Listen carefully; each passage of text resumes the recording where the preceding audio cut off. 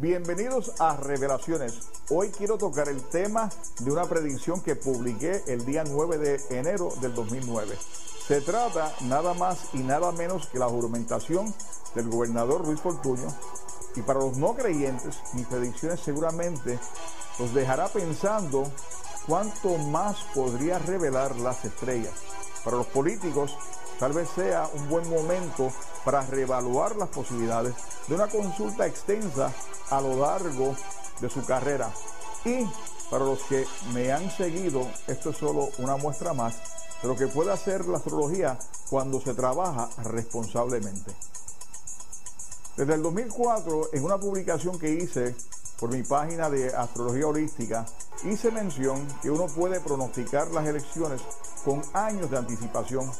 Esto lo hice con las elecciones de Estados Unidos. 2 años antes pronostiqué que el Partido Demócrata ganaría las elecciones. Pero la astrología no se limita a llevar a cabo pronósticos solamente.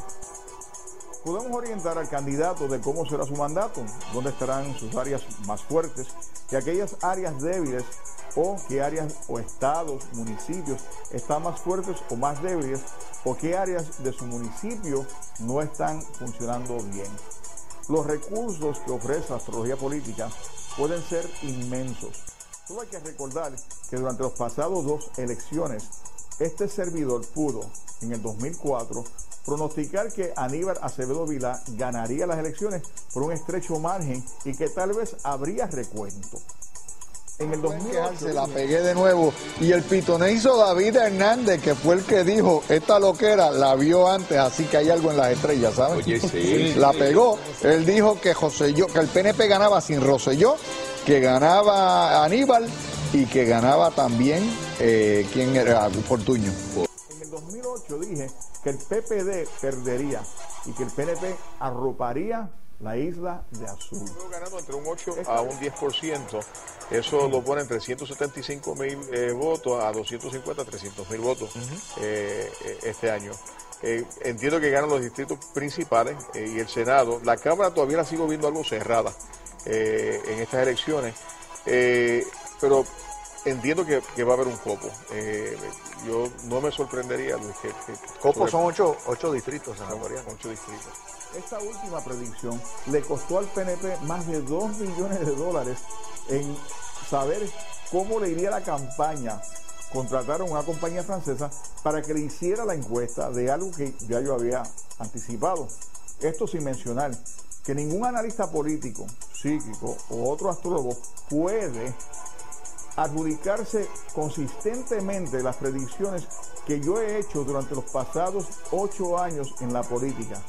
Mis predicciones van desde lo más absurdo, cuando dije que José Alfredo Hernández Mayoral no llegaría ni siquiera a primera base, o que el PPD perdería en el municipio de Vega Baja cuando por años estuvo bajo el control de los populares.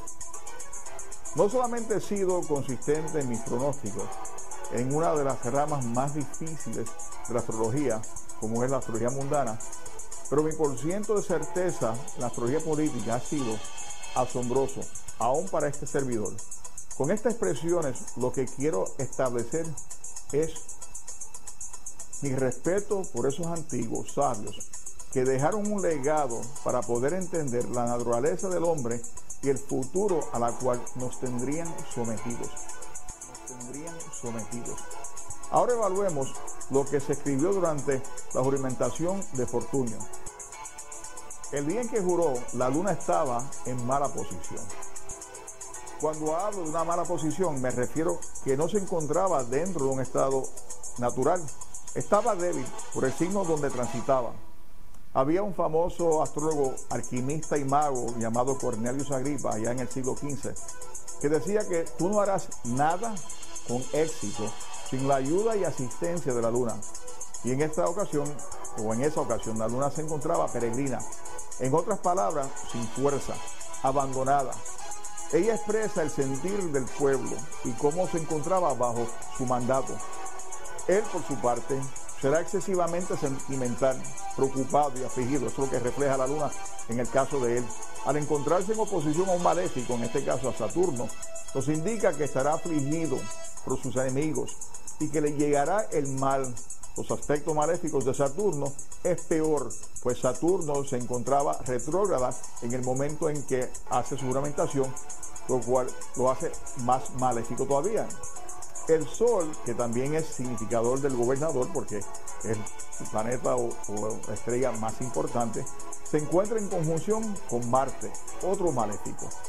Esto es indicativo de que se sentirá confundido con sus decisiones y vendrá momentos en que estará abatido. En estos momentos nadie puede negar que el gobernador, dentro de las promesas que hizo, ha sido uno de los gobernantes más inconsistentes que ha dado la historia de Puerto Rico. Su gobierno subió al poder a raíz de las innumerables mentiras que le hizo al pueblo y se ha mantenido en el poder con continuas mentiras. Una de esas mentiras fue cuando dijo que no habría un solo despido. Sin embargo, más de 25,000 familias puertorriqueñas han perdido su empleo. Habló que todos tendríamos que contribuir y que nos veríamos obligados a tomar la medicina amarga. ¿Recuerdan este video? Nos dirán, por ejemplo, que la medicina que nos tenemos que tomar para devolverle la salud a nuestras finanzas y a nuestra economía es muy amarga y que no se la quieren tomar. Sin duda será amarga, pero ¿quién de ustedes dejaría enfermo a un hijo sencillamente porque se rehúsa a tomar la medicina que le devolverá su salud? Pero sus allegados y sus amigos, tal y como dije en mi predicción, serían los únicos beneficiados de todo esto. En mi pronóstico de su juramentación dije, por otra parte, el gran benéfico Júpiter se encuentra en caída, que al encontrarse en los términos de Marte nos indica que vendrá maldad a él. Además, se sentirá ansioso, buscará aire y muchas inconveniencias le serán presentados. En menos de un año de su gobernación, durante el mes de octubre de 2009, ya estábamos viendo protestas masivas.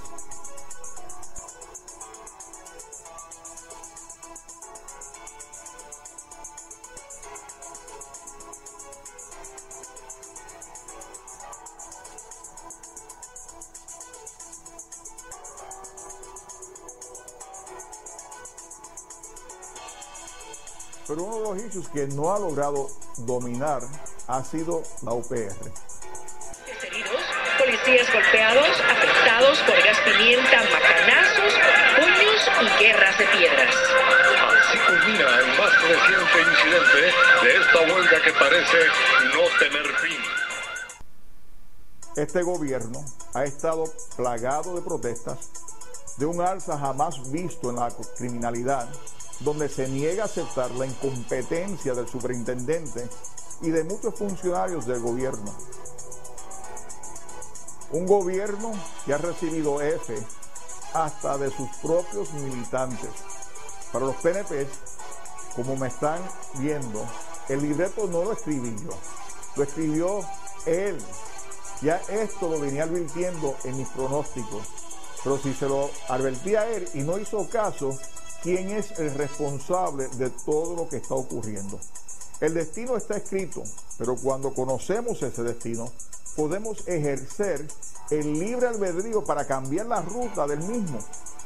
Las grandes civilizaciones tenían este conocimiento, la autorizaron para beneficio de ellos.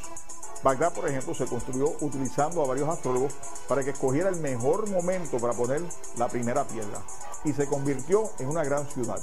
Lo mismo hizo George Washington junto a Thomas Jefferson y Benjamin Franklin para crear una nación poderosa. En fin, la historia tiene innumerables anécdotas que nos deja ver la importancia que se le daba a los astros para determinar el futuro de un pueblo. En mi caso en particular, yo tomé la hora de juramentación para ver cómo se reflejaría su mandato y cuánto tiempo desearía el mismo. Pero seguramente me dirás, todavía quedan 2 años, el pronóstico todavía está por cumplirse. Una de esas predicciones se refiere precisamente al término de gobernación. Desde el momento en que se ganó, expresé que no duraría más de 4 años. El otro es más serio aún. En mis predicciones de su juramentación yo dije lo siguiente: también donde veas a la luna impedido por un maléfico, y me refiero a Luis Fortuño, tendrá un oficial que estuvo por debajo de él y que habrá perdido el honor, que destruirá su reinado, y él no cesará de estar triste, en apuros y sintiendo temor durante el tiempo que dure su trabajo.